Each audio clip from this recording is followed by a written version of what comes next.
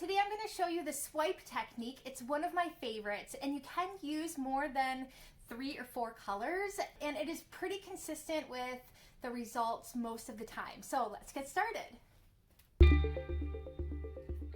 All right, as you can see, I am pouring out my paint colors onto the canvas. I like to kind of separate light colors a little bit. There's not really a rhyme or reason. I'm really just trying to cover up the white space on the canvas. You don't have to do the whole thing, but try and do most of it. Then the color that I will be swiping, in this case it will be white. I'm going to take that color and load up one end of the canvas. Then I like to use these plastic sheets. It's basically a page protector that I have cut up, and you could also use a damp paper towel or a baggie. And as you can see, that white, I'm lightly dragging it over the color, but that color is hiding underneath.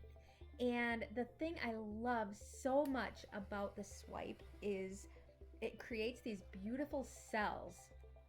You can see the cells starting to come out. I do like to pull out my torch and add some heat to it because it really allows those colors from underneath to start coming out.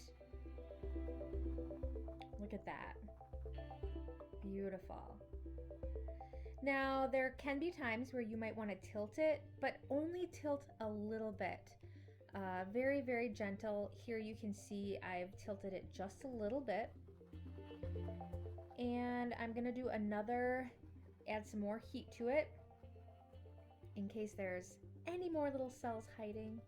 But overall, I think that this piece turned out beautiful. It's bright and vibrant, and check out these beautiful cells. Look at that. Thank you so much for watching. I hope that you'll try the swipe the next time you try paint pouring.